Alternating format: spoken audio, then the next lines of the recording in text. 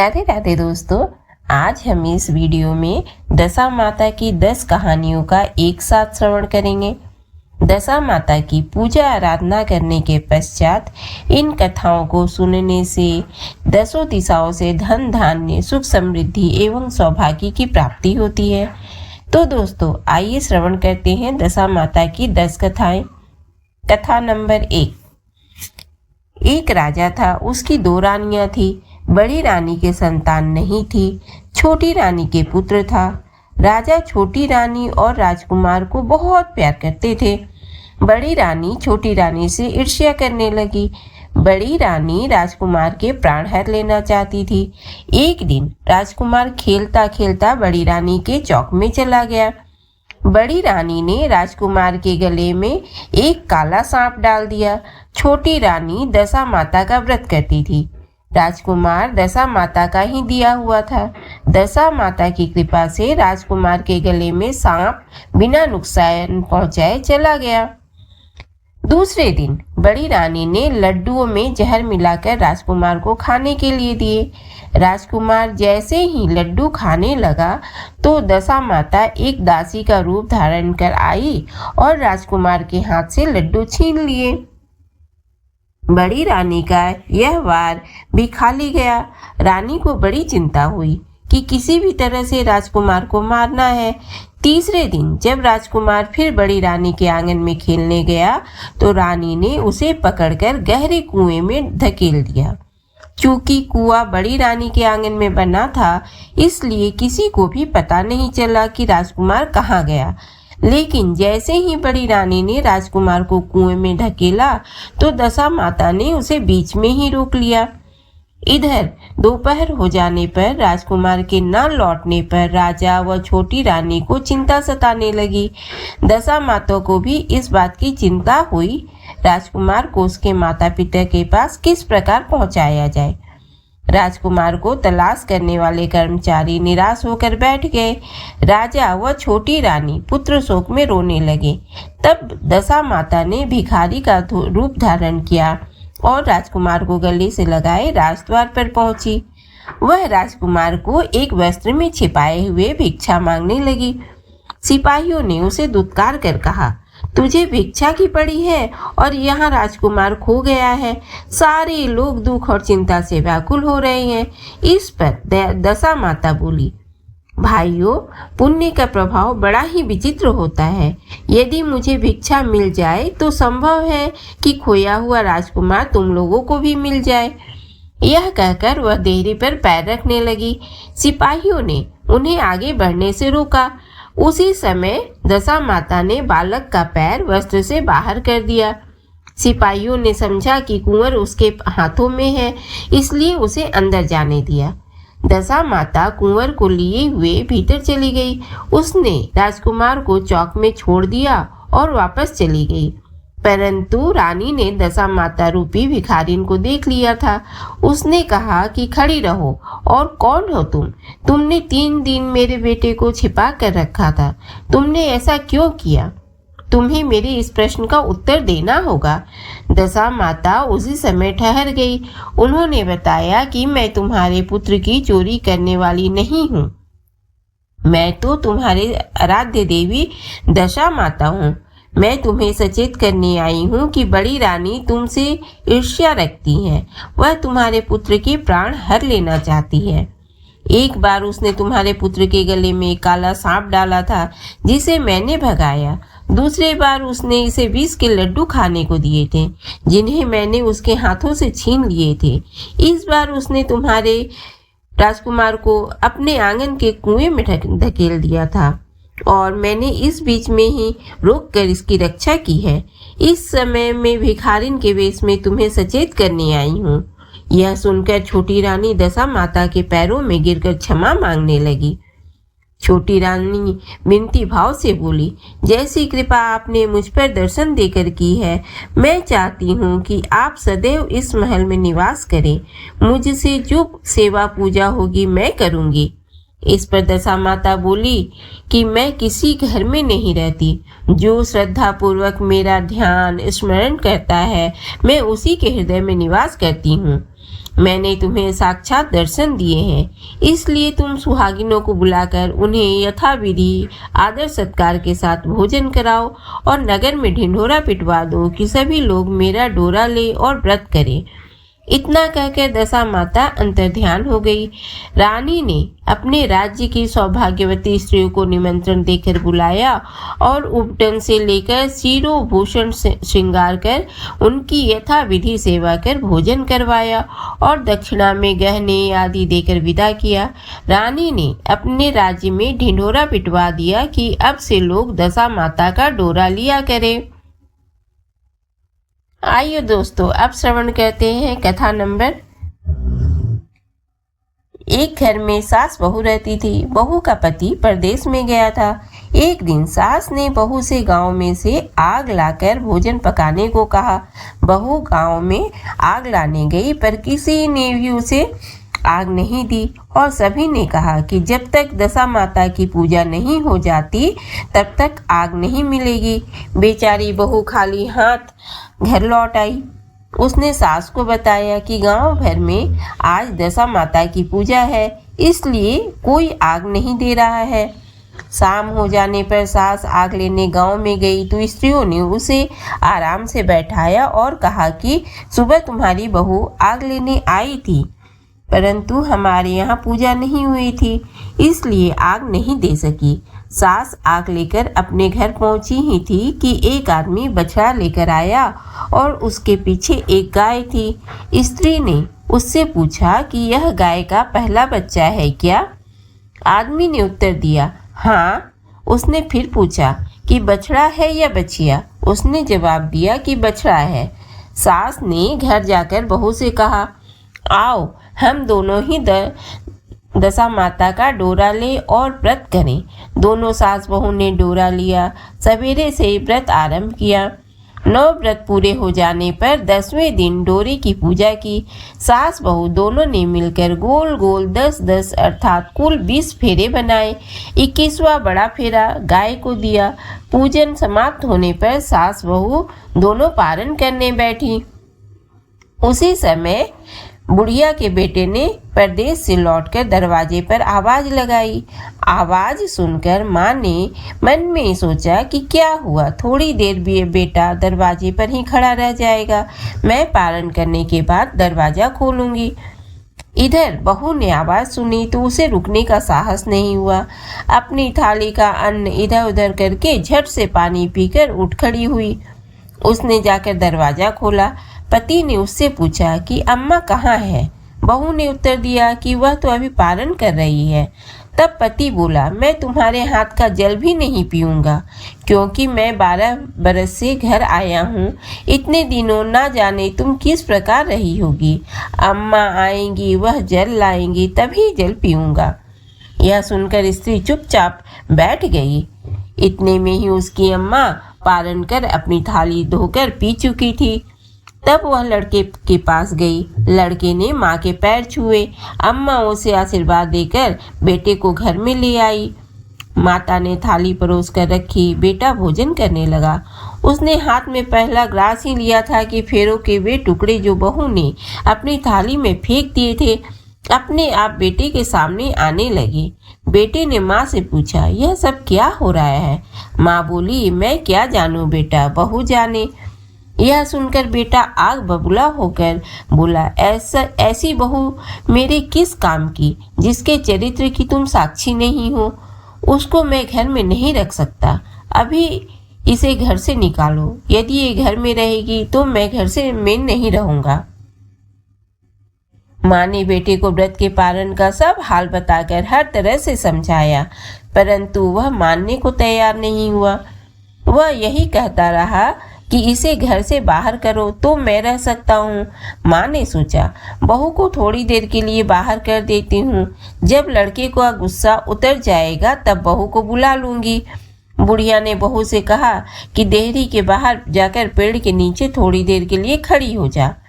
जब बहू पेड़ के नीचे खड़ी हुई तो पेड़ बोला, मुझसे हटकर खड़ी हो, मैं दशा माता की विरोधी को छाया नहीं दे सकता। इस पर वह वहां से चलकर पड़ोसी के घर पास चली गई। पड़ोसी बोला, मुझसे हटकर खड़ी हो, मुझ पर इतना भार घड़ों का नहीं है जितना तेरा है।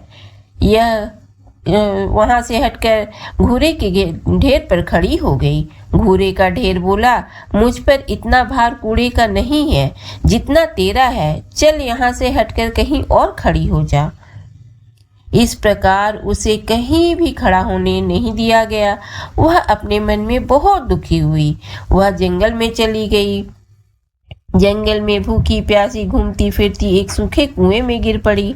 वह उसमें गिरी परंतु उसे चोट नहीं आई। वह नीचे बैठ गई। अचानक राजा नल वहां से शिकार खेलते खेलते वहां पहुंच गए। उनके साथी बिछुड़ गए थे। वह प्यास के कारण उसी कुएं पर आए जिसमें वह स्त्री बैठी थी। राजा नल के भाई ने कुएं से पानी निकाला और पानी निकालने के लिए लोटा डाला तो उस स्त्री ने लोटे को पकड़ लिया। भाई ने नल से कहा, इस कुएं में किसी ने लोटा पकड़ लिया है। तब राजा नल ने कुएं में आकर कहा कि तुम यदि पुरुष हो तो मेरे धर्म के भाई हो, और यदि स्त्री हो तो मेरी धर्म की बहन हो। तुम जो भी हो बोलो, मैं तुम्हें बाहर निकाल लूंगा। स्त्री ने आवाज दी। राजा ने उसे बाहर निकाल लिया तथा हाथी पर बिठाकर राजधानी ले आए। महाराज को शिकार से लौटकर महलों की ओर आते देखकर सबने महारानी को महाराज के आने की सूचना दी। सेवकों ने एक स्त्री को हाथी पर बैठा देखकर रानी को बताया कि महाराज एक नई रानी भी साथ ला रहे हैं। यह जानकर रानी बड़ी दुखी हुई। इतने में महाराज भी वहां आ पहुंचे।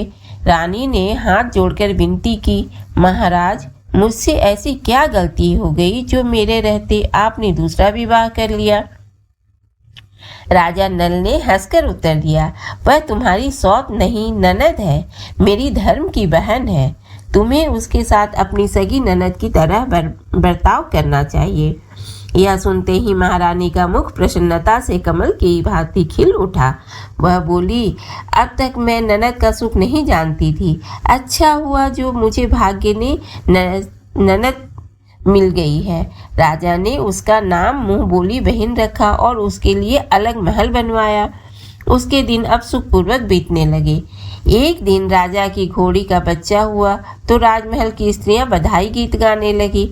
मुंह बोली बहन ने अपने दासियों से कहा, बाहर जाकर पता करो कि किस बात बधाई गाई जा रही है। दासियों ने बताया, महाराज की घोड़ी ने अच्छी घड़ी में एक उत्तम बछड़े को जन्म दिया है, उसकी बधाई गाई जा रही है। मुंह बोली बहन ने पूछा, क्या घोड़ी ने पहली बार जन्म दिया है? दासियों ने उत्तर दिया, हाँ। तब मुंह बोली बहन ने महारानी के पास जाकर कहा, आओ भाभी रानी, हम तुम दोनों दशा माता का डोरा ले। रानी ने पूछा, डोरा क्या चीज है, मुझे समझाओ। वह बोली, दशा माता के व्रत का यह नियम है कि पहले पहल जब गाय या घोड़ी या स्त्री के प्रसव की खबर सुने तब डोरा लेकर व्रत आरंभ करते हैं। 9 व्रत करने के बाद 10वें दिन डोरे का पूजन करके विसर्जित करते हैं। इसी के साथ उसने पारण का नियम भी बताया।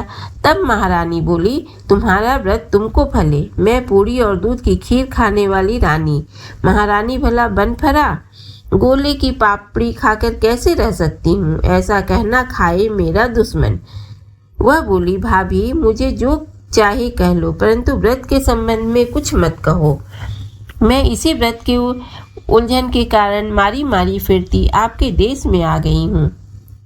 महारानी ने उदासीनता के साथ कहा, मुझे क्या पड़ी है, तुम्हें जो अच्छा लगे वह करो, मैं मना तो नहीं कर रही हूँ। मुंह बोली बहन ने श्रद्धा पूर्वक डोरा लिया। 9 दिन तक व्रत किए। 10वें दिन विधिवत पूजन किया, गोला फरा बनाए और संध्या को पारण करने बैठी। उसी समय उसके पति को अचानक कुछ प्रेरणा सी हुई और वह अपनी माता से आज्ञा लेकर अपने पति को ढूंढने चल दिया। घूमता फिरता वह राजा नल की राजधानी में पहुंच गया और अपनी पत्नी का पता लगाने लगा। उसने एक कुएं पर कुछ औरतों को बातें करते देखा। एक कह रही थी, राजा की मुंह बोली बहन बहुत ही सुंदर ही स्त्री है, आजकल उसी का किया हुआ सब कुछ होता है। दूसरी स्त्री बोली, वह सुंदर होने के साथ साथ धर्मात्मा भी है। जब से आई है तभी से उसने सदा व्रत खोला रखा है। उसके दरवाजे से कोई भी व्यक्ति खाली हाथ नहीं लौटता। तीसरी स्त्री बोली, वह जैसी धर्मात्मा है वैसी सदाचारणी भी है। चौथी स्त्री बोली, वह सदाचारणी है और सर्वप्रिय भी है, सारी प्रजा उससे खुश है। पांचवी स्त्री बोली, यह सब तो सही है, परंतु अब तक यह पता नहीं चला कि वह कौन है और कहाँ से की रहने वाली है। उन औरतों की बात सुनकर वह साधु के वेश में राजा नल के मुंह बोली बहन के महल के द्वार पर जा पहुंचा। वहां उसने भिक्षा के लिए आवाज लगाई तो द्वारपाल उसे भिक्षा देने लगा। उसने द्वारपाल के हाथों से भिक्षा लेने से मना कर दिया और बोला, भिक्षा देने वाली स्वामिनी के हाथ से ही भिक्षा ग्रहण करूंगा, नहीं तो अपने रास्ते चला। तब द्वारपाल ने उससे कहा, इस समय वह दशा माता का व्रत करके पारण कर रही है, पारण समाप्त होने के बाद ही वह तुमको भिक्षा दे सकती है, तब तक तुम इंतजार करो। वह चुपचाप बैठकर इंतजार करने लगा।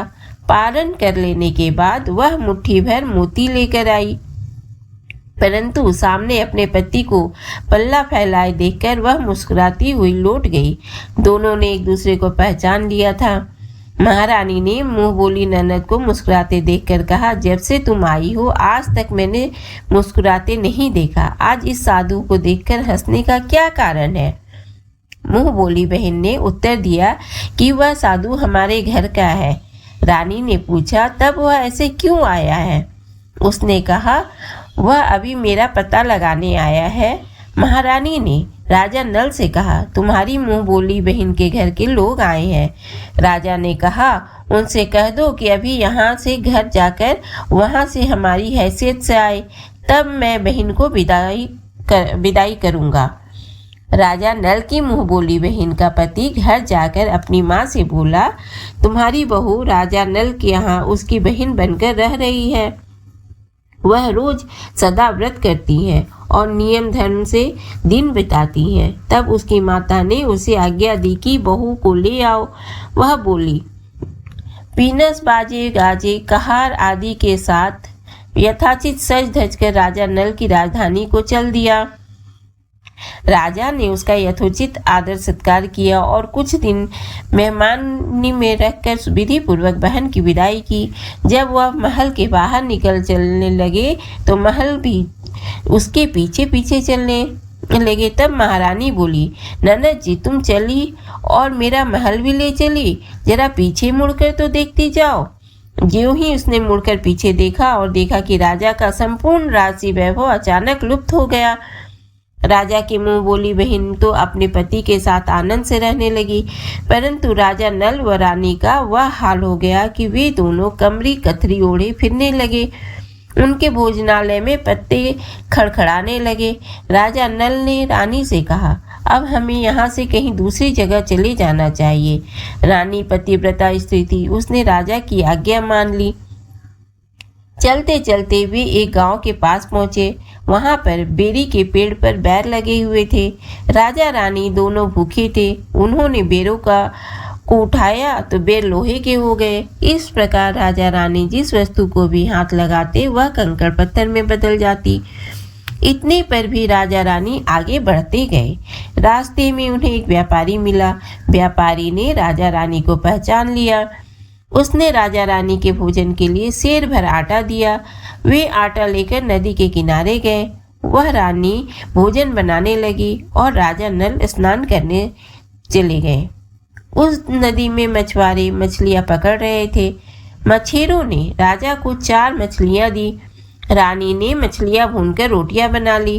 राजा नल भोजन करने बैठे तो रोटियां ईंट में परिवर्तित हो गई और मछलियां उछलकर नदी में चली गईं। वहां से चलकर राजा रानी अपनी मुंह बोली बहन के यहाँ गए।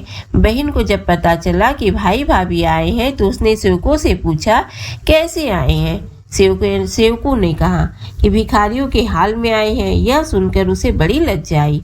उसने राजा रानी को एक कुम्हार के यहाँ ठहरा दिया। शाम को थाल सजाकर बहन स्वयं भाभी से मिलने कुम्हार के घर गई। उसने भाभी के सामने थाल रखा तो भाभी ने कहा कि इस थाल में जो कुछ भी है उसे कुम्हार के चक्के के नीचे रख दो और चली जाओ। ननद थाल का सामान चक्के के नीचे रखकर चली गई। थोड़ी देर में राजा ने आकर रानी से पूछा, कहो बहन आई थी, क्या लाई थी? रानी ने कहा, आई तो थी, पर जो कुछ लाई थी मैंने इस चक्के के नीचे रखवा दिया है। राजा ने वहां देखा तो वहां कंकड़ पत्थरों के सिवा कुछ भी नहीं था। राजा को समझते देर न लगी कि यह सब बुरी दशा के कारण है। भला वह मेरे लिए कंकड़ पत्थर क्यों लाएगी? अब राजा रानी वहां से चलकर अपने मित्र के घर गए। मित्र को लोगों से पता चला तो उसने उनसे पूछा, कैसे आना हुआ? उन्होंने उत्तर दिया, भिखारियों के हाल में आए हैं। मित्र ने दुखी होकर कहा, कोई बात नहीं, जैसे आए वैसे अच्छे आए, आखिर मित्र हैं, उन्हें महलों में ले आओ। मित्र ने उन दोनों का स्वागत किया, स्वादिष्ट भोजन कराया, एक कमरे में उनके लिए पलंग बिछवा दिए। उस कमरे में एक खूंटी पर नौलखा हार टंगा था। आधी रात के समय राजा तो सो गए, परंतु रानी जाग रही थी। रानी ने देखा कि हार वाली खूंटी के पास दीवार में एक मोर का चित्र बना हुआ है। मोर धीरे धीरे हार को निगल रहा है। रानी ने राजा को जगाकर वह दृश्य दिखाया। राजा ने सोचा, यहाँ से चुपचाप भाग चलना चाहिए, नहीं तो सवेरे चोरी का कलंक लगेगा, तब मित्र को क्या मुख दिखाएंगे। बेचारे राजा और रानी उठकर जंगल की तरफ चले गए। दोनों चलते चलते एक दूसरे राजा की राजधानी में पहुंच गए। वहां अतिथि और भिक्षुओं को सदाव्रत दिया जाता था। वे दोनों भी सदाव्रत लेने गए, परंतु उस समय सदाव्रत बंद हो चुका था। वहां के अधिकारियों ने कहा, यह लोग ना जाने कहाँ के अभागे आए हैं कि इन्हें देने के लिए कुछ भी नहीं बचा है, फिर भी इन्हें एक मुट्ठी चने दे दो। उन्होंने इस प्रकार से अनादर और कड़वी बातों से दाना लेना स्वीकार कर दिया। वे दानाध्यक्ष की निंदा करते हुए बोले कि ऐसी कंजूसी है तो सदाव्रत देने का नाम ही क्यों करता है। दानाध्यक्ष बोला, यह तो बड़ा घमंडी भिक्षुक लगता है, भीख भी मांगता है और गाली भी देता है, इसको हवालात में डाल दो। इस प्रकार दोनों को एक कोठरी में बंद कर दिया गया। एक एक मुट्ठी चने दोनों को खाने के लिए मिलने लगे। जिस कोठरी में राजा रानी बंद थे उसी के पास आम रास्ता था।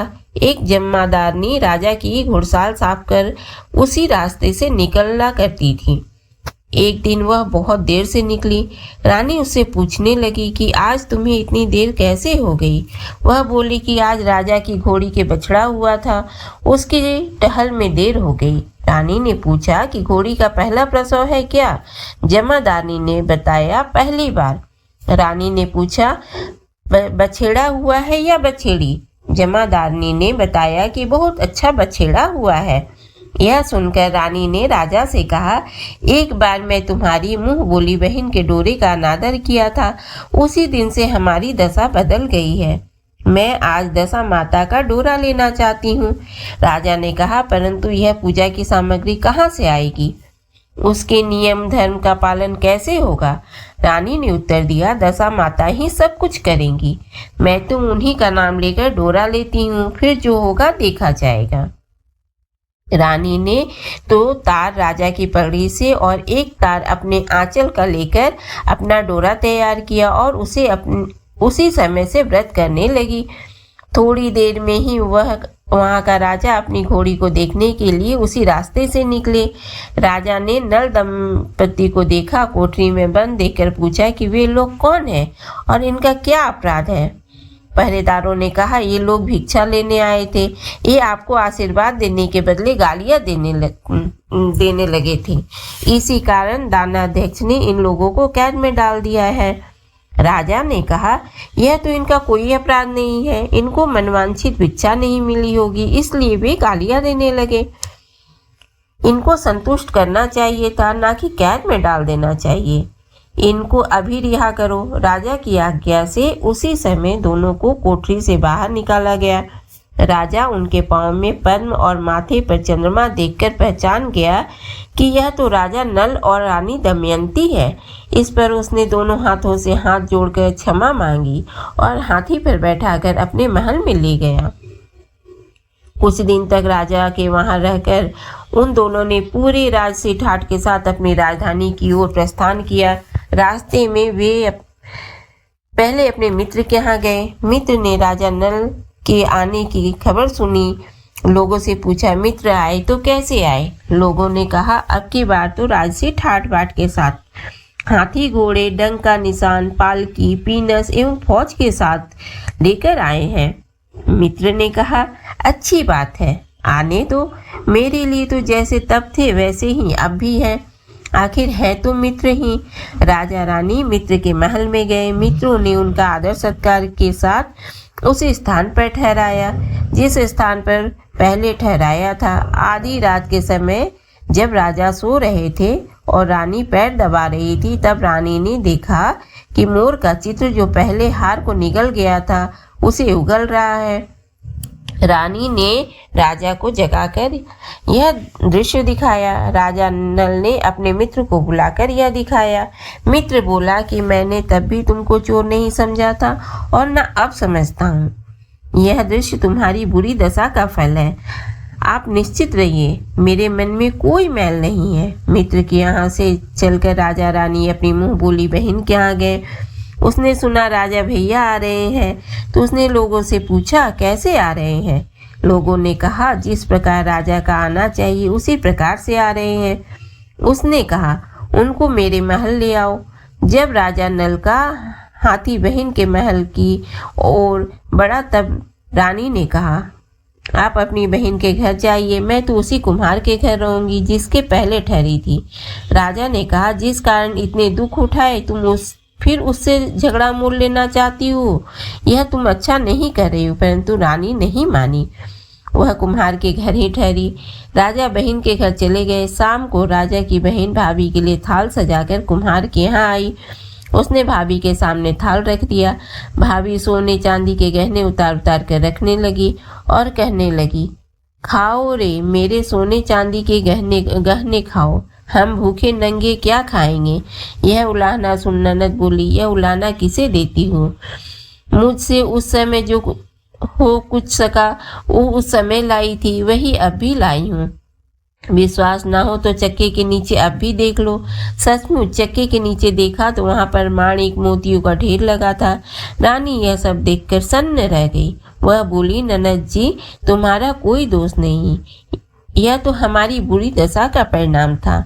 रानी ने ननद का लाया सब सामान तथा उनमें अपनी तरफ से कुछ और जवाहरात मिलाकर ननद को वापस कर दिया, परंतु ननद को पूजा का न्योता देना भूल गई। वहां से चलकर राजा सूरा गाय के पास आए। गाय ने सेना सहित राजा को भर पेट दूध पिलाया। वहां से आगे चलकर वे नदी के तट पर पहुंचे तो वहां पड़ाव मिला। भोजन बनवाया गया। जब राजा भोजन करने बैठे तो उसी समय नदी में उछलकर गिरी हुई भुनी भुनाई मछलियां अपने आप थाली में गिर पड़ी। वह रोटियां जो ईंट की बन गई थी फिर से रोटियां बन गई। राजा ने कहा, यह सब क्या हो रहा है, कुछ समझ में नहीं आता। रानी ने बताया कि ये रोटियां और मछलियां वे ही हैं जो उस समय हमें नसीब नहीं हुई थी। मैं यदि आपसे उस समय कहती कि तली हुई मछलियां जल में उछल गई और रोटियां ईंट बन गई तो आप कदापि भी इससे सच नहीं मानते। इसी कारण मुझे बहाना बनाना पड़ा था। अब राजा रानी अपनी राजधानी की ओर आगे बढ़े।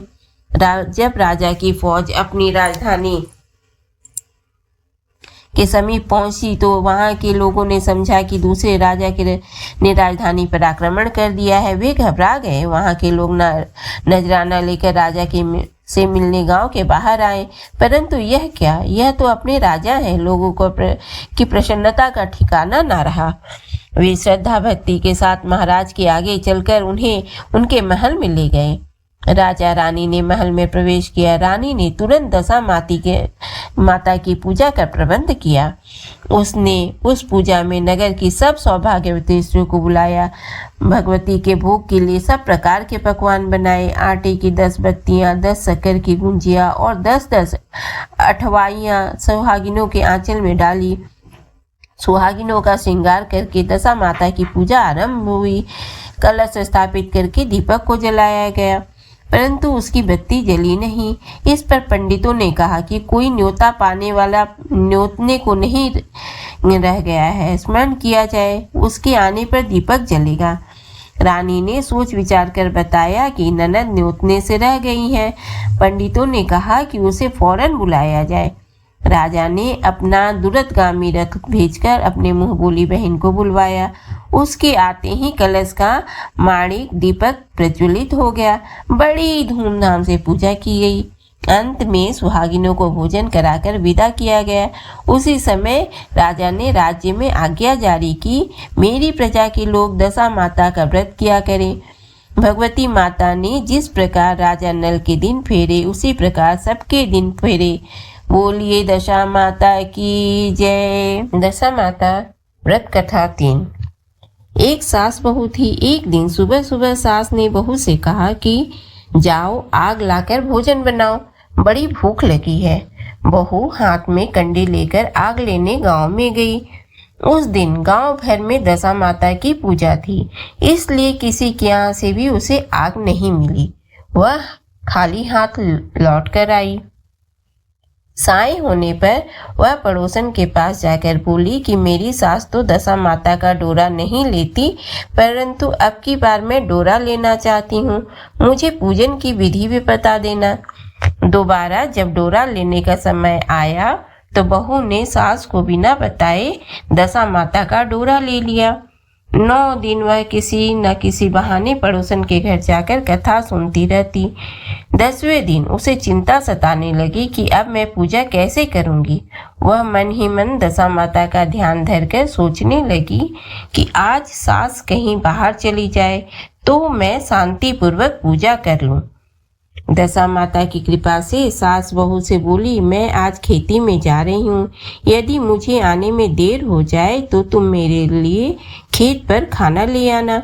बहू के मन की मुराद पूरी हो गई। वह तो यही चाहती ही थी। उसने सास से कहा कि आप निश्चिंत होकर जाइए, घर का सारा काम मैं निपटा लूंगी। सास के जाते ही बहू ने स्नान कर दशा माता की पूजा की। उसके बाद वह पूजा की सामग्री मिट्टी के गोले में रखकर उसे सिलाने के लिए ले जाने लगी थी कि उसकी सास खेतों से वापस आ गई। सास को देखकर बहू ने जल्दी से उसे गोले की मटकी में छिपा दिया। उसने सोचा कि उचित समय पर गोले को दही से निकालकर विसर्जित कराऊंगी। सास ने आते ही बहू से कहा, तुम मुझे खाना देने क्यों नहीं आई? अब तक क्या कर रही थी? बहू ने कहा कि आज मैंने सर के बाल धोए थे, उनके सूखने में देर लग गई, इस कारण भोजन बनाने में देर हो गई। मैं थाली लगाती हूँ, आप गुस्सा त्याग कर भोजन कीजिए। सास का गुस्सा कुछ ठंडा हुआ। वह पैर धोकर चौके पर बैठी थी कि उसका बेटा भी आ गया। वह भी माता के साथ भोजन करने बैठ गया। सास भोजन करके उठना ही चाहती थी कि उसका बेटा बोला, मुझे तो दही चाहिए। सास ने बहू से दही देने के लिए कहा। बहू बोली, मैं तो रसोई में हूँ, आप ही इन्हें दही दे दीजिए। सास हाथ धोकर दही लेने गई, परंतु जैसे ही उसने छाछ की मटकी उठाई तो उसमें कुछ खड़खड़ाने की आवाज आई। उसने हाथ डालकर देखा तो उसे एक बड़ा सोने का गोल मिला। सास ने आश्चर्य से बहू से पूछा, इस छाछ की मटकी में यह सोने का गोल कहाँ से आया? इसे तुम कहाँ से चुरा कर लाई हो? यहाँ क्यों छिपा कर रखा है? मैं समझ गई कि इसी वजह से तुम छाछ देने नहीं उठी, इसका भेद बताओ। बहू बोली, मुझे कुछ नहीं पता, मेरी दशा माता जाने। मैंने आपको बताए बिना दशा माता का डोरा लिया था और उनकी पूजा की थी। आपके आ जाने के कारण मैं डोरे को विसर्जित करने नहीं जा सकी। आपके डर से मैंने इसे छाछ की मटकी में छिपा दिया था। दशा माता ने ही इसे सोने का बना दिया। मैं इससे क्या कह सकती हूँ? सास ने बहू को गले लगा लिया और कहा, अब मैं भी तुम्हारे साथ डोरा लूंगी और विधिवत व्रत और पूजा किया करूंगी। हे दशा माता, जैसे ने तुमने इनको दिया वैसे ही सब भक्तों पर अपनी कृपा करना। बोलिए दशा माता की जय। दशा माता व्रत कथा 4। एक साहूकार था। उसके परिवार में 5 पुत्र, उनकी बहुएं तथा एक पुत्री थी। पुत्री का विवाह हो चुका था, परंतु उसका गौना नहीं हुआ था। इस कारण वह भी अपने माता पिता के घर में रह रही थी। एक दिन साहूकार की पत्नी दशा माता का डोरा ले रही थी। उसकी बहुओं ने भी डोरे ले लिए। बहुओं ने अपनी सास से पूछा कि क्या ननद के लिए भी डोरा लेना है। सास ने कहा हाँ। इस पर बहुओं ने कहा कि उनकी तो विदाई होने वाली है, यदि व्रत से पहले ही विदा हो गई तब क्या होगा।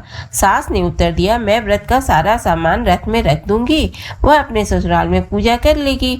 ऐसा ही हुआ। उसके ससुराल से लेने उसका पति आ गया। माँ ने बेटी को विधि पूर्वक विदा किया और उसकी पालकी में पूजा का सब सामान रखवा दिया। लड़की जब अपने ससुराल पहुंची तो उसे घर के आंगन में गलीचा बिछाकर बैठाया गया। आस पड़ोस की महिलाएं नई बहू को देखने आने लगी। सब उसकी सुंदरता और गहने कपड़ों की तारीफ करने लगी। किसी की निगाह उसके गले में बंधे डोरे पर पड़ गई। वह बोली, बहू की माँ बड़ी टोटके वाली है। सबकी निगाहें उसकी बात सुनकर उसके गले में पड़ी। डोरे पर सभी स्त्रियां डोरे के बारे में अपनी अपनी राय प्रकट करने लगी। शाम को सास, ननद, देवरानी, जेठानी, घर की सभी स्त्रियां भी उसी डोरे की चर्चा करने लगी। सब डोरे की निंदा कर रही थी।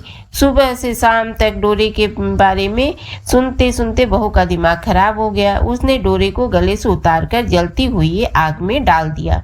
डोरे के जलते ही सारे घर में आग लग गई। घर में रखा सब धन धान चला गया। सब आदमी अपने प्राण बचाकर घर से बाहर भागे। अब घर में केवल नई बहू और उसका पति रह गया, बाकी सब भाग गए थे। घर का सारा सामान जल गया था। घर में अब न खाने को अन्न था और न ही पहनने के लिए वस्त्र बचे थे।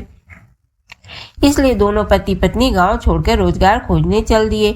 चलते चलते वे उसी गांव में पहुंच गए जहां की वह लड़की थी। लड़की ने अपने पति से कहा, तुम यहाँ भाड़ झोंको और मैं भी कोई काम ढूंढती हूँ। पत्नी का कहना मानकर वह भाड़ झोंकने लगा और वह स्वयं एक कुएं पर जाकर बैठ गई। उस कुएं पर सारे गांव की स्त्रियां पानी भरने आया करती थी। उस लड़की की भाभियां उस कुएं पर पानी भरने आई, परंतु उन्होंने अपनी ननद को नहीं पहचाना। वे उससे बोली, तुम तो किसी भले घर की लड़की मालूम होती हो, कुछ काम करना चाहती हो तो बोलो। लड़की बोली, काम तो करूंगी परंतु कोई नीच काम नहीं करूंगी। बड़ी भाभी बोली, हमारी ननद ससुराल चली गई है, तुम हमारे बच्चों की देखभाल करती रहना और हमारे घर से सीधा लेकर अपना भोजन बना लिया करना। लड़की इस काम के लिए राजी हो गई। लड़की की भाभियां अपने घर आई और सास से बोली, कुएं पर एक अनाथ लड़की बैठी है, वह हमारे घर रहने और बच्चों की देखभाल करने को राजी है, आप कहो तो उसे रख ले। सास ने कहा, खुशी से रख लो, परंतु आपस में कलह मत करना। सब बहुएं राजी हो गई। वे वापस कुएं पर आई और उसे घर ले आई। वह अपने भतीजे और भतीजियों को देखभाल करने लगी और अपना जीवन निर्वाह करने लगी। एक दिन दशा माता का डोरा लेने का अवसर आया। सास के कहने पर सब बहुओं ने डोरा लिया। बहू ने सास से पूछा कि क्या इस लड़की के लिए भी डोरा लेना है। सास ने कहा हाँ। बहू ने कहा, इसी प्रकार अपने ननद जी के लिए भी डोरा ले लिया था, परंतु पूजा से पहले ही उनकी विदाई हो गई। अब इस लड़की को डोरा दिलाना चाहती हो। यदि यह पूजा से पहले चली गई तो क्या होगा। सास बोली, तुम्हारी ननद ने अपने घर जाकर पूजा की होगी, यह लड़की पूजा होने तक इसी घर में रहेगी तो अपने आप पूजा में शामिल हो जाएगी, और यदि कहीं चली गई तो वह अपने घर पर पूजा कर लेगी। सर्वसम्मति से लड़की ने भी दशा माता का डोरा ले लिया। 9 दिन तक वह दशा माता की कहानी तथा व्रत पूजन में शामिल होती रही। 10वें दिन लड़की की माता व बहुओं ने सर से स्नान किया और घर में चौका लगाया तथा पूजन की तैयारी करने लगी। लड़की बहुओं से बोली, यदि कोई पुराना कपड़ा मिल जाए तो मैं भी स्नान कर लूं। बहुओं ने अपनी सास से पूछकर अपनी ननद की साड़ी उस लड़की को दे दी। अपनी पुरानी साड़ी लेकर वह स्नान करने गई। उसने सर से स्नान करके साड़ी पहनी और घर आ गई। घर पर पूजा आरंभ हो गई। वह जैसे ही पूजा के पास आकर बैठी तो बहू ने कहा, यह तो हमारी ननद जैसी लग रही है। इस पर सास ने नाराज होकर कहा, तुम्हारे मन में जो आता है बोलती रहती हो, पूजा के समय भी चुपचाप नहीं बैठा जाता है। चुप रहो, मुझे कथा कर लेने दो, तुम्हारी बातों से कथा में विघ्न पड़ता है। बहुएं चुप हो गई। घर की सब स्त्रियों ने पारण किया, लड़की ने भी पारण किया। इसके बाद स्त्रियां एक दूसरे का सर गूंथने लगी। एक ने लड़की का सर गूंथना शुरू किया। वह बोली कि जैसा गूंथ सिर में है वैसी गूंथ हमारी ननद के सिर में थी। सास नाराज होकर बोली, तुम मेरी बेटी की तुलना इससे क्यों कर रही हो? सास ने बहू को तो डांट दिया, परंतु उसकी बात मन में घर कर गई। उसने लड़की से कहा, आज रात मेरे पास सोना। रात तो जब बहुएं सो गई तो उस लड़की से पूछा, तुम्हारे पीहर में कभी कोई था? उसने जवाब दिया, मेरे 5 भाई और भाभियां थी, तुम जैसे माता पिता थे। उसने फिर पूछा, क्या हुआ? लड़की बोली, पीहर में मैंने दशा माता का डोरा लिया था। उसके पूजन से पहले ही ससुराल के लिए विदा हो गई। ससुराल में पहुंचकर मेरे गले में पड़े डोरे को देखकर वहां की स्त्रियां हंसी उड़ाने लगी। तब मैंने उस डोरे को आग में डाल दिया। उस डोरे के साथ सारा घर जलकर भस्म हो गया। सब लोग भाग गए। हम दोनों भागकर इस गांव में आ गए। उसकी माँ ने पूछा, तुम्हारा पति कहाँ है? लड़की ने कहा, वह भड़बूजे के यहाँ भाड़ झोंकता है। दशा माता के प्रकोप से हमारी यह हालत हो गई। वह समझ गई कि यह लड़की कोई और नहीं, उसकी बेटी ही है। तब उसने अपने 5 बेटों को बुलाकर कहा कि यह तुम्हारी छोटी बहन है। सवेरा होते ही माता के कहने पर 5 भाई भड़बूजे के यहाँ से अपने बहनोई को लेकर आए। उन्होंने उसको स्नान कराया और उत्तम वस्त्र पहनने को दिए। कपड़े पहनकर वह सुंदर साहूकार दिखाई देने लगा। वह कुछ दिन ससुराल में रहकर अपने घर चला गया। घर पहुंचकर उसने देखा कि सब लोग पहले की तरह सुखपूर्वक रह रहे हैं। इसके बाद वह अपने ससुराल आया और अपनी पत्नी को विदा कर घर ले गया। वह अपनी दशा पर विचार करते हुए जा रही थी। मार्ग में एक नदी पड़ी। उस नदी में स्नान करके अप्सराएं दशा माता का डोरा ले रही थी। उनके पास एक डोरा बच गया था। वह अप्सराएं बोली, यदि इस डोली में कोई उच्च वर्ग की स्त्री हो तो उसे ये डोरा दे दे। उन्होंने डोली के पास जाकर पता किया और वह डोरा उस लड़की को दे दिया। जब लड़की अपने ससुराल पहुंची तो सास थाल सजाए, ननद कलश लिए और देवरानी जेठानी अन्य मांगलिक वस्तुएं लिए उसका स्वागत करने के लिए खड़ी थी। नेक दस्तूर हो जाने के बाद लड़की को आसन पर बैठाया गया। आसन पर बैठने के बाद लड़की ने कहा, आप लोगों ने पहली बार दशा माता के डोरे के लिए अपशब्द कहे थे, जिसका फल ये हुआ कि घर के सब लोग बिछुड़ गए तथा घर का धन धान्य जलकर स्वाहा हो गया। बड़ी मुसीबतों के बाद अब अच्छे दिन आए हैं। आप में से कोई भी अब मेरे दशा माता के डोरे की निंदा करने की भूल ना करे। जब मेरा व्रत हो जाए तब सब श्रद्धा पूर्वक पूजा करें। सबने खुशी खुशी उसकी बात मान ली। 9 दिनों तक व्रत चलता रहा। 10वें दिन विधि पूर्वक डोरी की पूजा की गई। 7 सुहागिनों को न्योता दिया गया। उनका श्रृंगार करके आंचल भरा गया। इस प्रकार दशा माता की पूजन समाप्त हुई।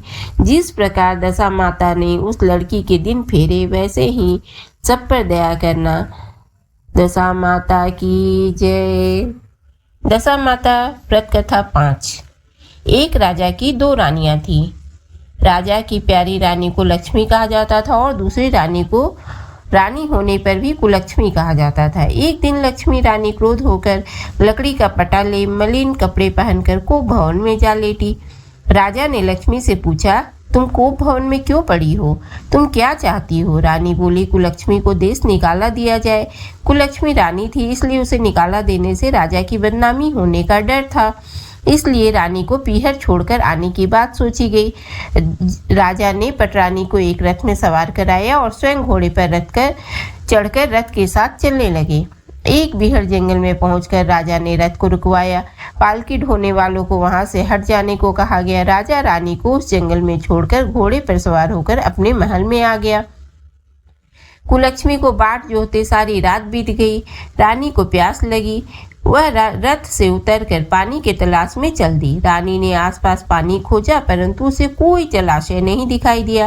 रानी ने एक सारस के जोड़े को एक तरफ जाते देखा। रानी कुलक्ष्मी सारस के जोड़े के पीछे चल दी। चलते चलते वह एक नदी के किनारे पहुंच गई। रानी ने सोचा, आदि से निर्वृत होकर उस नदी में स्नान किया और जल पीकर अपनी प्यास बुझाई। उस समय कुछ अन्य स्त्रियां भी स्नान कर रही थी। स्नान करने के बाद उन स्त्रियों ने दशा माता का डोरा लिया। उनके पास एक डोरा बच गया। उन्होंने रानी से डोरा लेने का अनुरोध किया। एक डोरा लेकर अपने रथ में आकर बैठ गई। दशा माता ने रानी की परीक्षा लेने के लिए एक बुढ़िया का वेश धारण कर उसके रथ के पास आई। वह रानी से बोली कि बेटी यहाँ बैठी क्या कर रही हो? रानी ने बुढ़िया से कहा, पहले तुम बताओ तुम कौन हो? बुढ़िया ने उत्तर दिया, मैं तुम्हारी मौसी हूँ। तब रानी उसके गले लगकर रोने लगी। उसने अपनी विपदा भरी सारी कहानी बुढ़िया को बता दी। अंत में रानी ने बुढ़िया से कहा, अब मुझे केवल तुम्हारा ही सहारा है, मेरी रक्षा करो। दशा माता की कृपा से उसी जगह पर माया का शहर बस गया। रानी के भाई भाभी आदि सारा मायका वहां प्रकट हो गया। रानी ने अपने पीहर के साथ मिलकर 9 दिन दशा माता की कथा कहानियां सुनाई। 10वें दिन डोरी की पूजा होनी थी। उस दिन सवेरे उठकर दशा माता ने रानी से कहा, नदी में स्नान कराओ, वहां तुमको स्वर्ण कलश मिलेगा, तुम उसे ले लेना और जो डोली तुम्हें लेके आए उसमें बैठ जाना। किसी से ये मत पूछना कि यह डोली किसकी है। रानी ने नदी में स्नान किया। वह स्नान करके बाहर निकल आई तो उसे 2 स्वर्ण के कलश नदी के किनारे रखे मिले। उन्हीं के पास रेशमी वस्त्र रखे थे। उन वस्त्रों को रानी ने पहन लिया। वह चलने को तैयार हुई तो उसे डोली आती दिखाई दी। वह डोली में बैठ गई और अपने घर पहुंच गई। घर पहुंचकर उसने माया के परिवार की सब महिलाएं सहित दशा माता के डोरे की पूजा की, सुहागिनों को भोजन कराया। उसके बाद उसने पारण किया। अब रानी अपने पीहर में आनंद पूर्वक सबके साथ मिलकर रहने लगी। इधर कुछ समय बाद राजा को रानी कुलक्ष्मी का ध्यान आया। राजा ने विचार किया कि जिस दिन से मैं रानी को जंगल में छोड़कर आया हूँ तब से उनका कोई समाचार नहीं मिला। चलकर देखना चाहिए कि रानी कुलक्ष्मी का क्या हाल है। मंत्रियों ने राजा को समझाया कि अब रानी से मिलना आपके लिए ठीक नहीं होगा, परंतु राजा ने मंत्रियों की बात पर कोई ध्यान नहीं दिया। वह घोड़े पर सवार होकर उसी स्थान पर पहुंचा जहां पर रानी को छोड़ आया था। राजा को ये देखकर बड़ा आश्चर्य हुआ कि यहाँ तो सघन वन था, परंतु अब यहाँ रमणीक बस्ती बसी हुई है। राजा ने लोगों से पूछा, यह कौन सी नगरी है? लोगों ने उसे बताया कि यह कुलक्ष्मी का नगर है। अब तो राजा के आश्चर्य का ठिकाना न रहा। वह बार बार सोच रहा था कि क्या यह नगर मेरी पटरानी कुलक्ष्मी द्वारा बसाया नगर है। राजा ने कुलक्ष्मी के महल के पास जाकर सूचना भिजवाई कि उनसे अमुक देश के राजा मिलना चाहते हैं। रानी ने राजा को पहचानकर मिलने से मना कर दिया, परंतु मौसी ने उसे समझाया कि हिंदुओं में तो पति परमेश्वर माना जाता है। तुम्हें यही उचित है कि तुम यथाशक्ति उनका आदर सत्कार करो। मौसी के कहने पर रानी कुलक्ष्मी ने राजा को महल में बुलवाया। दोपहर को राजा को भोजन पर बुलाया गया। राजा के साथ नाई भी था। रानी राजा और नाई को भोजन कराने लगी। पहली बार रानी ने नाई की पतल पर भोजन परोसा तो नाई ने रानी के पैर पर एक छींटा लगाया। रानी इस भेद को नहीं समझ सकी कि नाई ने उसके पैर पर रायते का छींटा क्यों मारा। रानी दूसरी बार पोशाक बदलकर फिर आई। राजा मन में सोचने लगा कि यहाँ तो बहुत सी रानियां हैं, सबकी शक्ल एक जैसी है, मैं अपनी रानी को कैसे पहचानूंगा। डेरे आकर राजा ने नाई से कहा, यहाँ तो कई रानियां हैं, मैं अपनी रानी को कैसे पहचानूं। नाई बड़ा चतुर था। वह बोला, रानी तो एक ही है, परंतु वह पोशाक बदल बदल कर हमारे सामने आ रही है। राजा ने नाई से पूछा, तुझे कैसे पता चला कि रानी एक ही है? नाई बोला कि मैं उनके रायते पर का छींटा मारा था पैर पर। वह 3 बार कपड़े बदलकर हमारे सामने आई, परंतु वह छींटा उनके पैर पर 3 बार लगा था। अगले दिन रानी ने राजा को अपने महल में बुलवाया। राजा को अपनी मेज पर बिठाकर खाने के लिए पान का बीड़ा दिया। पान का खाकर राजा पलंग पर लेट गया और रानी उसके पैर दबाने लगी।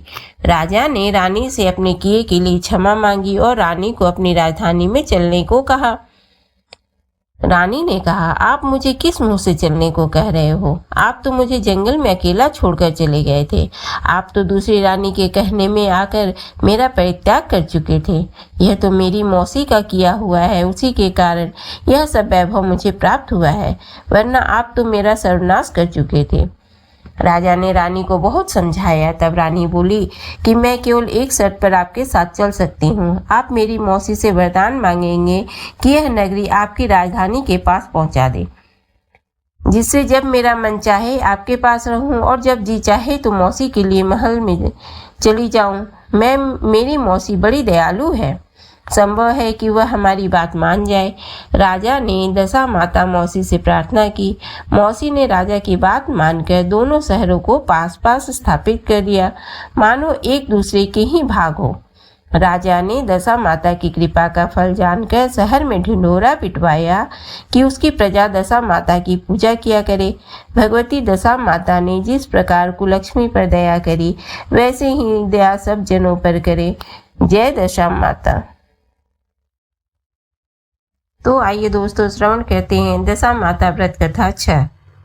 एक राजा था, उसकी रानी कोमलांगी थी। वह फूलों की शैया पर सोया करती थी। एक दिन फूलों के साथ कच्ची कली भी आ गई।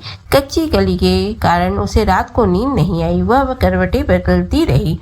राजा ने पूछा, प्रिय, आज क्या बात है जो तुम्हें नींद नहीं आ रही है? रानी ने बताया कि आज फूलों में एक कच्ची कली आ गई थी। वह मेरे शरीर में चुभ रही है, इसी कारण मुझे नींद नहीं आ रही है। राजा ने शयन कक्ष में एक दीपक जल रहा था, जिसे ज्योति स्वरूप कहते थे। ज्योति स्वरूप रानी की बात सुनकर हंसा। राजा ने हाथ जोड़कर उससे हंसने का कारण पूछा। ज्योति स्वरूप ने बताया कि अभी तो रानी को कच्ची कली के कारण इतनी तकलीफ हो रही है। कल सवेरा होने पर जब रानी का सिर का बोझ ढोना पड़ेगा, तब इनकी क्या गत होगी? राजा ने पूछा, क्या मेरे जीवित रहते ऐसा संभव है?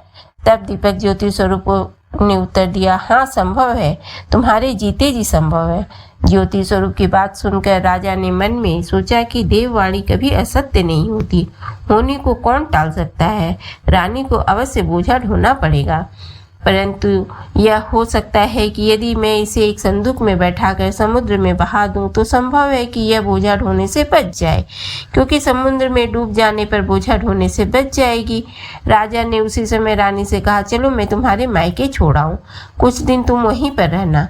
रानी बोली, परंतु महाराज, मेरे मायके में तो कोई भी नहीं है, मैं वहाँ किसके पास रहूंगी? राजा ने कहा कि तुम्हारे गोत्र संबंधी वहाँ बहुत अच्छी दशा में है, मैं उन्हीं के पास तुम्हें भेज देता हूँ। रानी ने राजा की बात मान ली। रानी ने बहुमूल्य आभूषण और कीमती वस्त्र धारण किए। तब राजा ने रानी को संदूक में बिठाकर नदी में बहा दिया। वह नदी समुद्र में ऐसी जगह मिलती थी जहाँ पर राजा के बहनोई का राज्य था। समुद्र से मोती निकालने का ठेका राजा के बहनोई ने ले रखा था। वह संदूक बहता बहता जब राजा के बहनोई के इलाके में पहुंचा, तो उसने मल्लाहों को आज्ञा देकर संदूक को समुद्र से बाहर निकलवा लिया। संदूक को उसने अपने महल के शयन कक्ष में भिजवा दिया और आदेश दिया कि मेरे पहुंचने तक इसे कोई ना खोले। राजा का बहनोई, जो उस जंगल का स्वयं राजा था, उसके शयन कक्ष में संदूक के पहुंचते ही रानी को पता चला कि इस संदूक को राजा ने समुद्र में पाया है, तो वह फौरन शयन कक्ष में आई। उसने पहरेदारों को हट जाने को कहा। रानी ने संदूक को खोल लिया। उसे संदूक के अंदर 16 श्रृंगार किए एक स्वर्ग सुंदरी मिली। रानी ने अपने मन में सोचा कि यदि राजा इसको इस दशा में देखेंगे तो इसके ही हो जाएंगे और मुझे छोड़ देंगे। इसलिए उसने उस रानी को के सब जेवर कपड़े उतारकर उसे फटे पुराने कपड़े पहना दिए और संदूक में बंद कर दिया। राजा जब बाहर से महल में आए तो उसने रानी को अपने शयन कक्ष में बुलाया और रानी से पूछा कि क्या तुमने देखा है कि संदूक में क्या है? रानी ने उत्तर दिया कि मैंने कुछ नहीं देखा, मुझे नहीं पता कि संदूक में क्या है। राजा ने रानी के सामने संदूक खुलवाया तो उसे संदूक के अंदर फटे पुराने कपड़े एक स्त्री दिखाई, जो भिखारन सी लग रही थी। रानी ने कहा, यह कोई भिखारिन लग रही है, इसको कारखाने में भिजवा दिया जाए, वहां लकड़ी ढोकर अपना जीवन निर्वाह करती रहेगी। राजा ने रानी के कहे अनुसार उसे कारखाने में भिजवा दिया। एक दिन रानी की सहेलियां नदी में स्नान करके दशा माता का डोरा ले रही थी। उनके पास एक डोरा रह गया था। वे यह सोच रही थी कि इस डोरे को किसे दिया जाए कि उसी समय लकड़ी ढोने वाली रानी वहां आ गई। उन्होंने उसे रोककर पूछा, बहन, हमारे साथ दशा माता का एक डोरा ले लो। रानी ने कहा कि मुझे डोरा लेने में कोई हर्ज नहीं है, परंतु मुझे तो खाने भर को नहीं दिया मिलता, मैं इस डोरी की पूजा कैसे करूंगी? वे बोली कि तुम इस बात की चिंता मत करो, हम हर रोज इस जगह स्नान करने आया करेंगी। 9 दिनों तक हम यहाँ पर कथा कहेंगी, तुम भी रोज आकर कथा में शामिल हो जाया करना। 10वें दिन पूजा होगी, तब तक दशा माता चाहेंगी तो तुम्हारी दशा बदल जाएगी। रानी ने दशा माता का ध्यान कर डोरा ले लिया। उसी दिन रानी के पति राजा को यह चिंता हुई कि रानी को संदूक में बंद करके बहा तो दिया था, परंतु पता नहीं उसका क्या हाल होगा। उसकी खोज खबर लेने के लिए राजा एक नौका पर बैठकर नदी की यात्रा करता हुआ अपनी बहनोई के यहाँ पहुंचा। संध्या के समय वह अपनी बहन से बोला, मेरे हाथ पैरों में बहुत दर्द हो रहा है, किसी दबाने वाले को बुलवाओ। तब उसकी बहन ने लकड़ी ढोने वाली भिखारिन को बुलाकर लाने की आज्ञा दी। उसे कहा, आज रात तुम मेरे भाई के पैर दबा दो। वह बड़े संकोच में पड़ गई। अपने मन में सोचने लगी, आज तक मैंने किसी पुरुष को छुआ तक नहीं है। रानी अपने भाई के पैर दबाने के लिए उस पर जोर डाल रही थी, इसीलिए लाचार होकर उसने हाँ कर दी। राजा के पैर दबाते दबाते रानी को उसके पैर में पद्म दिखाई पड़ा। रानी चुपचाप रोने लगी। उसके आंसू राजा के पैरों पर टपक पड़ा। राजा ने उससे पूछा, तुम क्यों रो रही हो? तुम अपना भेद मुझे बताओ, मेरे द्वारा तुमको कोई हानि नहीं होगी। रानी बोली कि जैसा पद्म आपके पैर में है वैसा ही पद्म मेरे पति के पैर में भी था। पहले के दिनों की याद आ जाने पर मुझे रोना आ गया। राजा ने उसे पहचान लिया। राजा बोला, मैं समझ गया, अब तुम्हें पैर दबाने की जरूरत नहीं है। तुम्हारे भाग्य में जो लिखा था वह तुम्हें भोगना ही पड़ा। मैंने उसे टालने के लिए जो उपाय किया था उसका नतीजा उल्टा ही निकला। तुम्हें मेरे जीते जी जो लकड़ियां ढोनी पड़ी। सवेरा हुआ, परंतु अतिथि राजा सोकर नहीं उठा और न पैर दबाने वाली दासी ही कमरे से बाहर निकली। राजा की बहन को चिंता होने लगी। थोड़ी देर के बाद दासी कमरे से बाहर निकली और कारखाने में काम करने चली गई। रानी ने कमरे में जाकर अपने भाई को जगाया। उसका भाई बोला, मेरी तबीयत ठीक नहीं है, मेरा सिर दर्द कर रहा है, मैं अभी आराम करना चाहता हूँ, मेरा मन भी बहुत व्याकुल हो रहा है। रानी ने पूछा कि आखिर बात क्या है, कुछ तो बताओ। राजा ने कहा, बड़ी शर्म की बात है। मैंने तुम्हारी भाभी को जानबूझकर संदूक में बैठाकर तुम्हारे पास इसलिए भेजा था कि इसे यहाँ आराम से रखा जाएगा, परंतु उसे तो यहाँ लकड़ियाँ ढोनी पड़ रही है। उसके तुमने सारे गहने कपड़े उतार कर उसे रास्ते की भिखारिन बना दिया। उसकी बहन बोली, मैंने उसे नहीं पहचाना। उसने दासियों को भेजकर उसे चुपचाप अपने पास बुलाया। उसके आने पर बहन ने अपनी भाभी से माफ़ी मांगी और उसके पैर पकड़ लिए। कुछ दिनों तक राजा अपनी बहनोई बहन के घर रहकर रानी को साथ लेकर राजधानी में लौट आया। रानी ने अपने महल में पहुंचकर सुहागिनों को न्योता भेजा। बड़े धूमधाम से दशा माता के डोरे की पूजा की और नगर में ढिंढोरा पिटवाया गया कि आज से अमीर गरीब सब दशा माता का डोरा लिया करे और श्रद्धा पूर्वक पूजा किया करे। जिसके पास पूजन पारण के लिए धन की कमी हो तो वह महल से ले जाए। जिस प्रकार रानी के दिन दशा माता ने फेरे, वैसे ही वह सब की दशा दिशा ठीक करे। बोलिए दशा माता की जय।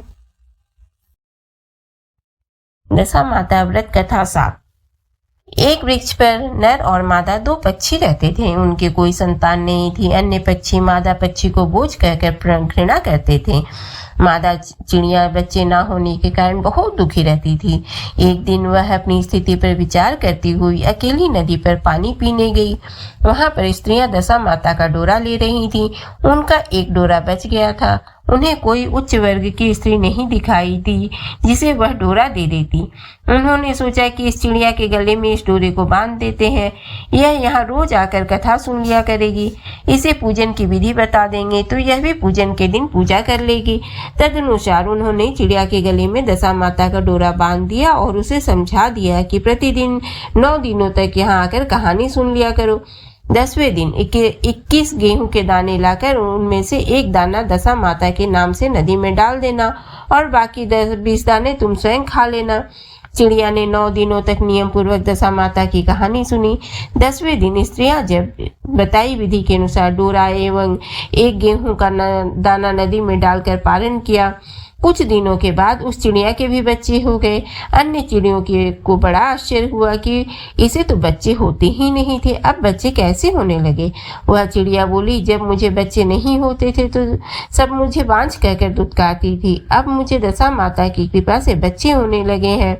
चिड़ियों के पूछने पर उसने दशा माता का डोरा लेने का सारा हाल कह सुनाया और पूजा की विधि का भी वर्णन सुना दिया।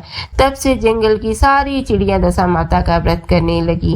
बोलिए दशा माता की जय। व्रत कथा 8। पुराने समय की बात है कि एक घर में एक जेठानी देवरानी रहती थी। वे दोनों निसंतान थी।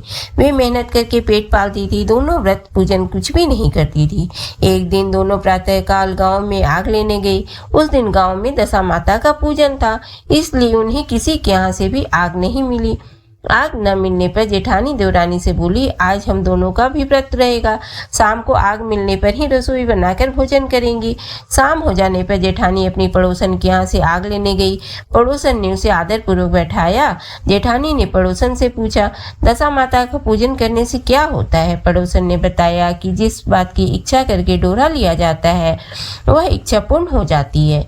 जेठानी यह सुनकर पड़ोसन से बोली, अगली बार जब डोरा लेना हो तो मुझे भी बताना, मैं भी डोरा लूंगी। जेठानी जैसे ही आग लेकर घर से बाहर आई तो उसे गाय चरकर आती दिखाई दी। ग्वाला पीछे आ रहा था। उसके कंधे पर एक बछड़ा था और एक गाय बछड़े को चाटते हुए चल रही थी। पड़ोसन ने ग्वाले से पूछा, तुम्हारी गाय के पहली बार प्रसव हुआ है क्या? ग्वाले ने बताया कि हाँ। पड़ोसन ने फिर पूछा, गाय के ने बछड़ा दिया है या बछिया? ग्वाला बोला, बछड़ा है। यह जानकर जेठानी ने पड़ोसन से कहा कि घर जाकर दशा माता का डोरा ले लो। 9 दिनों तक व्रत रखकर कथा सुनना तथा 10वें दिन सिर सहित स्नान करके पूजन करना। दशा माता चाहेंगी तो 10 दिन के भीतर ही तुम्हारी मनोकामना पूर्ण हो जाएगी। जेठानी ने घर जाकर सारी बातें देवरानी को बताई। दोनों ने दशा माता से मनौती मांगी कि यदि हम दोनों की संतान होगी तो हम सुहागिनों को न्योता देंगे। दोनों ने दशा माता का डोरा लिया। दशा माता की कृपा से डोरे की पूजा से पहले ही दोनों देवरानी जेठानी गर्भवती हो गई। 9 महीने 9 दिनों के बाद दोनों ने 2 लड़कों को जन्म दिया। बालकों के नामकरण संस्कार के बाद देवरानी जेठानी से कहने लगी, हमने जो सुहागिनों को न्योतने का मनौती मांगी थी उसे अब पूरा करना चाहिए। जेठानी ने कहा कि अभी ऐसी क्या जल्दी है? जब लड़कों का अन्नप्राशन संस्कार होगा तब सुहागिनों को न्योता देंगे। जब लड़कों का अन्नप्राशन संस्कार हुआ तब देवरानी ने जेठानी से सुहागिनों को न्योतने की बात कही, परंतु जेठानी ने बातों को टाल दिया और कहा कि लड़कों के मुंडन संस्कार पर सुहागिनों को न्योता देंगे। होते होते कुछ समय बाद लड़कों का मुंडन संस्कार भी हो गया। देवरानी ने जेठानी को सुहागिनों को न्योतने की बात कही। जेठानी बोली, लड़कों की सगाई के समय ही सुहागिनें न्योती जाएंगी। लड़के बड़े हो गए, उनकी सगाई भी हो गई, परंतु जेठानी ने अब की बार भी सुहागिनें नहीं न्योती। जेठानी बोली, जिस दिन लड़कों के फेरे होंगे उसी दिन सुहागिनों को न्योता देंगे। इस पर देवरानी बोली, बहन तुम्हारी जब इच्छा हो तब सुहागिनों को न्योता देना, परंतु मैं तो लग्न के दिन ही सुहागिनों को न्योत दूंगी। देवरानी ने लग्न के दिन ही सुहागिनों को न्योत दिया, परंतु जेठानी ने कुछ भी परवाह ना की। लग्न के बाद मातृका पूजन करके दोनों दूल्हे बारात सजाकर बैंड बाजे सहित ब्याहने चल दिए। देवरानी के बेटे का विवाह बड़े धूमधाम से सकुशल पूर्ण हो गया, परंतु जेठानी ने सुहागिनों को न्योता नहीं दिया था, इसलिए दशा माता ठीक फेरों के समय उसे उठाकर ले गई। दूल्हे के सहसा गायब हो जाने के कारण वर कन्या दोनों में हाहाकार मच गया। उसकी बारात खाली हाथ घर लौट कर आई, परंतु लड़की की माता बड़े संकट में पड़ गई। इस अधव्यायी लड़की से कौन ब्याह करेगा? पड़ोस की चतुर सुहागिनों ने लड़की की माता को समझाया कि ब्याह का जो सामान बचा है उस सामान को लड़की के हवाले कर दिया जाए। लड़की भिखारियों की सदाव्रत देने लगी। एक दिन एक साधु तीर्थ यात्रा करता हुआ वहां आया। गांव से घने जंगल में एक पीपल का पेड़ था। लोग इस पीपल के पेड़ को पारस पीपल कहते थे। उसी पेड़ पर दशा माता का निवास था। साधु चलता फिरता शाम को उसी पेड़ के नीचे ठहर गया। झाड़ूदार ने आकर उसी पेड़ के पास के मैदान में झाड़ू लगाई। भिस्ती ने मस्क से वहां पर छिड़काव कर दिया तथा माली ने वहां फूल बिखेर दिए। तब अनेक देवता अनेक प्रकार की पोशाक पहनकर आने लगे तथा स्थान पर बैठने लगे। सबसे बाद में स्वर्ग के राजा इंद्र का सिंहासन उतरा। इसी के साथ स्वर्ग की अप्सराएं आकर सिंहासन के चारों ओर नाचने लगी। उसी समय अधव्यायी लड़के को गोद में लेकर दशा माता पीपल के पेड़ के नीचे उतरी। इंद्र के साथ स्वर्ग से एक सूरा गाय भी आई थी। उसने 2 गिलास दूध दिया था। लड़के ने अधव्यायी के भाग का 1 गिलास अलग रख दिया गया। दूसरे गिलास का दूध भी पी लिया। जब तक अप्सराओं का नाच गान होता रहा, दशा माता लड़के को गोद में लेकर बैठी रही। प्रातः काल होते ही देवताओं का दरबार भंग हुआ। साधु भी वहां से चलकर गांव में आया। साधु महाराज गांव में भिक्षा मांगते मांगते अधव्याय लड़की के घर पहुंचे। लड़की ने आदर पूर्वक साधु को बैठाया और भोजन तैयार किया। लड़की ने 3 पत्तल परोस कर रखे। पहली पत्तल अधव्याय अपने पति के लिए रखी, दूसरी पत्तल बाबा जी के सामने रखी और एक पत्तल अपने सामने रखी। बाबा ने अपने आप कहा, वाह, जो बात मैंने रात वहां देखी वही बात यहीं भी देखने को मिल रही है। लड़की ने पूछा, क्या बात है बाबा जी? साधु बाबा ने बात टालते हुए कहा, हम बैरागी लोग ऐसी अनेक बातें कहते रहते हैं, तुम्हें ऐसी बातों से क्या मतलब? तुम तो भोजन करो और भगवान का भजन करो। लड़की ने हट पकड़ ली। उसने कहा, जब तक आप अपनी कही बात का खुलासा नहीं करेंगे मैं भोजन नहीं करूंगी। इस पर भी साधु बाबा चुप रहे। तब लड़की बोली कि आप साधु हैं और मैं सती हूँ।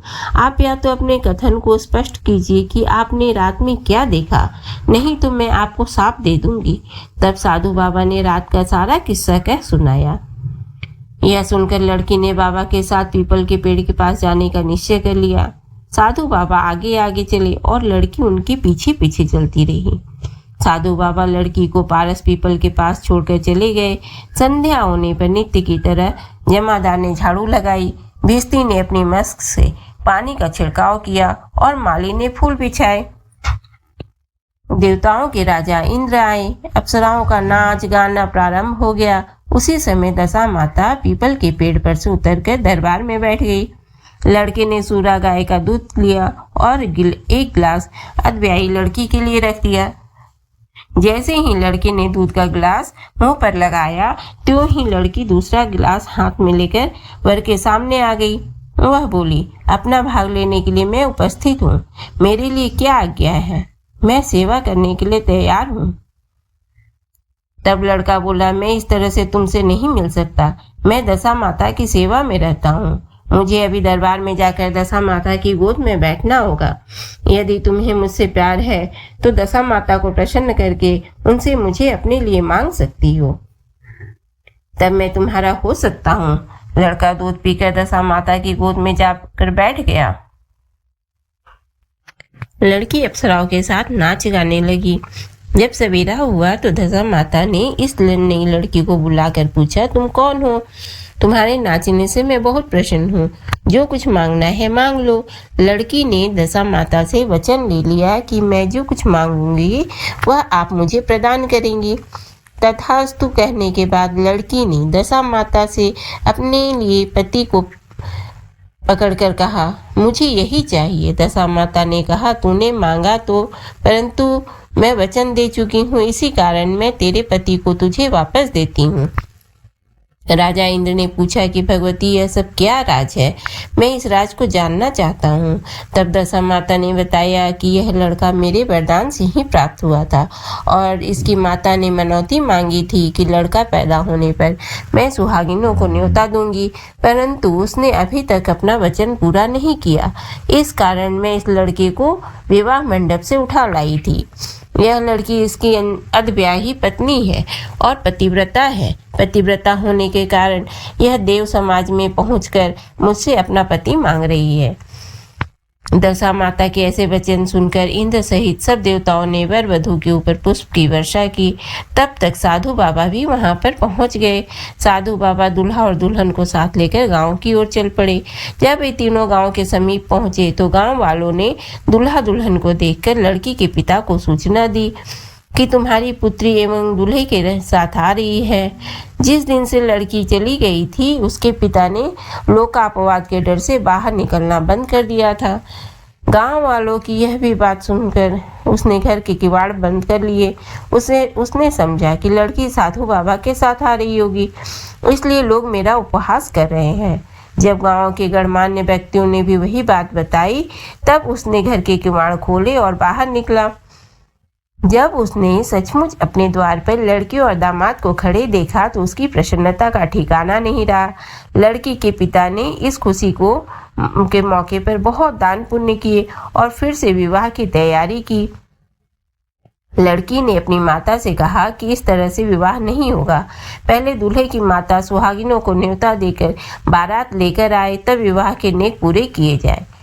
लड़की के पिता ने लड़के के घर पर खबर भेजी। लड़की की मां ने पहले सुहागिनों को न्योता दिया, तब बारात चली।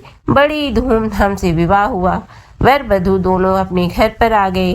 वधू की खुशी में लड़के की माता ने दोबारा सुहागिनों को न्योता दिया। उसी समय से विवाह के दिन घर के वर के घर पर सुहागिनों को न्योतने की प्रथा चली आ रही है। दशा माता ने जिस तरह सती की दशा बदली, वैसे ही वह सभी का कल्याण करे। बोलिए दशा माता की जय। दशा माता व्रत कथा 9। एक गांव में एक बुढ़िया ब्राह्मणी रहती थी। वह बहुत गरीब थी। उसके एक बेटा था। एक दिन वह अपने बेटे से बोली, बेटा कुछ ऐसा काम करो जिससे 4 पैसे की आमदनी हो और हम दोनों का जीवन निर्वाह हो। अब मेरे तो बुढ़ापे के कारण हाथ पैरों ने जवाब दे दिया है। तब उसका लड़का गांव वालों के जानवर चराने लगा। एक दिन लड़का पशुओं को पानी पिलाने नदी पर ले गया। वहां पर महिलाएं स्नान करके दशा माता को डोरा ले रही थीं। उनके पास एक डोरा बच गया था। उनमें से एक स्त्री ने कहा कि इस लड़के से पूछो कि यह किसका है। तब एक स्त्री लड़की के पास आकर पूछने लगी, तुम्हारे घर में कौन कौन है? लड़के ने बताया कि केवल मेरी बूढ़ी माँ है। स्त्रियों ने लड़के को एक डोरा देते हुए कहा कि तुम इसे ले जाकर अपनी माता को दे देना और कहना कि इसका पूजन और व्रत करे। हम तुम्हें सीधा और पूजा की सामग्री भी दे देते हैं, इसे भी अपनी माता को दे देना। लड़के ने उनसे डोरा ले लिया। फिर सब स्त्रियों ने उसे सीधा भी दिया। लड़का उसका सामान लेकर घर आ गया। उसने दरवाजे से हिमा को पुकार कर कहा, गठरी को उतार लो, मैं बोझ से दबा जा रहा हूँ। उसकी माँ बहुत प्रसन्न हुई। माँ ने बेटे से पूछा, यह सब कहाँ से लाए हो? लड़के ने माँ को सब समाचार सुनाकर दशा माता का डोरा भी दे दिया। बुढ़िया ने डोरे को लेकर माथे से लगाया और उसी दिन से व्रत करने लगी। 9 दिनों तक कथा कहानी कहती रही। 10वें दिन उसने डोरे की पूजन की तैयारी शुरू की। वह डेयरी के बाहर गोबर से लीप रही थी कि उसी समय एक बहुत ही गरीब बुढ़िया आकर बोली कि क्या कर रही हो बहन? उसने जवाब दिया कि आज मेरे घर पर दशा माता का पूजन है, इसलिए लीप रही हूँ। उस बुढ़िया रूपी दशा माता ने कहा कि मुझे बहुत प्यास लगी है, थोड़ा सा पानी पिला दे। इस पर लड़के की माता बोली, मैं तो इस मिट्टी के बर्तन से ही पानी पीती हूँ, मेरे यह लोटा लुटिया कुछ भी नहीं है। तुमको पानी किस में भर के दूं? एक कटोरी ही मेरे पर घर में है, पता नहीं वह कहाँ पड़ी होगी। जरा तुम ठहरो, मैं कटोरी ले आऊं, तब तुमको पानी पिलाऊंगी। बुढ़िया हाथ धोकर अंदर कटोरी लेने गई। इसी बीच दशा माता, जिन्होंने बुढ़िया का रूप धारण कर रखा था, उसके मटके रखने की जगह पर एक सोने का घड़ा रखकर अंतर्ध्यान हो गई। बुढ़िया कटोरी लेकर मटके के पास गई। वहां सोने का घड़ा देखकर घबराई। वह मन में सोचने लगी कि मुझ पर बुढ़ापे में चोरी का नाम लगेगा, मैं चोर कहलाऊंगी। वह इस चिंता में दशा माता रूपी बुढ़िया को खोजने लगी। तब तक उसका लड़का भी घर आ गया था। उसने माँ से पूछा, तुम किसे खोज रही हो? उसने बताया, अभी शीर्ण अवस्था वाली बुढ़िया आई थी और यहाँ सोने घड़ा रखकर ना जाने कहाँ चली गई। लड़के ने बताया, वह ही तो दशा माता थी, उन्होंने तुमको यहाँ घड़ा दिया है। दोबारा फिर कभी वह आए तो उसके स्वागत में कोई कमी नहीं रखना और उनकी आज्ञा का पालन करना। जब तुम नदी पर नहाने जाओ तो तुम्हें नदी घाट पर जो भी चीज मिले उसको दशा माता का दिया हुआ प्रसाद समझकर ले लेना। किसी से यह पूछताछ मत करना कि यह चीज किसकी है, यह कहाँ से आई है। बुढ़िया नदी में नहाकर बाहर निकली तो उसे सोने का घड़ा भरा दिखाई दिया और उसके पास ही अच्छे वस्त्र रखे थे। बुढ़िया ने कपड़ों को पहन लिया और घड़े को हाथ में लेकर चलने की तैयारी की। 4 कहार एक डोली लेकर उसके पास आए। कहारों ने उसे डोली में बैठने को कहा। बुढ़िया जब घर पहुंची तो उसने देखा कि वहां तो एक आलीशान महल खड़ा है। बुढ़िया महल के अंदर चली गई। वहां उसने श्रद्धा पूर्वक और भक्ति भाव से दशा माता की डोरी का पूजन किया और हाथ जोड़कर वरदान मांगा कि जिस प्रकार तुमने मुझे संपत्ति दी है उसी प्रकार मेरे घर में एक सुशील बहू और आ जाए, तभी यह सब शोभा देगा। कुछ दिनों बाद लड़के का विवाह हो गया और बहुत ही सुंदर व सुशील बहू बुढ़िया के घर आ गई। बुढ़िया ने दोबारा दशा माता से वर मांगा कि जैसे मेरे बहू बेटे सुशील और सज्जन हैं, उसी प्रकार के मैं पौत्र पाऊं। कुछ दिनों बाद बुढ़िया के यहाँ एक पौत्र रूपी रत्न पैदा हुआ। एक दिन बुढ़िया ने अपनी बहू को पास बैठाकर समझाया कि यह सब संपत्ति दशा माता की प्रदान की हुई है। उन्हीं की कृपा से तुम इस घर में आई हो। मेरे नहीं रहने के बाद यदि कोई मैले कुचले कपड़े धारण किए बुढ़िया तुम्हारे घर पर आए तो उसे आंचल के छोर से पोंछ डालना, घिन मत करना, उससे प्रार्थना करना। यह सब आपका ही दिया हुआ तो है। जब भी दशा माता का डोरा लेना हो तब उसको तुम भी अवश्य लेना और श्रद्धा पूर्वक उसका पूजन करना। जब भी तुम्हारे ऊपर संकट के बादल घिराए तो सुहागिनों को न्योतना। दशा माता की कृपा से तुम्हारी सब इच्छाएं पूर्ण होगी। कुछ दिनों के बाद बुढ़िया का स्वर्गवास हो गया। दशा माता ने सोचा कि बुढ़िया के घर चलकर देखना चाहिए कि उसकी बहू सास के वचनों का पालन करती है या नहीं। एक दिन दशा माता ने वृद्धा भिखारिन का वेश धरकर उसके घर गई। उसने देखा कि बहू खड़ी है, उसके पास छुए और उनके पांव छुए और बालक को उसकी गोद में डाल दिया। उसकी श्रद्धा भक्ति से दशा माता बहुत ही प्रसन्न हुई। उन्होंने आशीर्वाद दिया कि तेरी धर्म बुद्धि है, भगवान तेरा सदैव कल्याण करेंगे, भंडार भरपूर रहेगा, तू जो इच्छा करेगी वह तुझे अवश्य प्राप्त होगा। दशा माता ने जैसी कृपा बुढ़िया ब्राह्मणी पर की वैसी ही कृपा भक्त जनों पर भी बनी रहे। दशा माता व्रत कथा 10। इस दिन महिलाएं डोरे की पूजा करें। प्रथम दिन वाली पूजा का को ही विधि अनुसार सुनिश्चित करें। यही 10वें दिन की पूजा एवं कथा होती है। बोलिए श्री दशा माता की जय। दोस्तों, वीडियो अगर पसंद आए तो लाइक, शेयर और कमेंट अवश्य करें। साथ ही चैनल पर नए हैं तो सब्सक्राइब करके बेल आइकन बटन को प्रेस करें ताकि हमारे आने वाली सभी वीडियो की नोटिफिकेशन आपको मिलती रहे। धन्यवाद।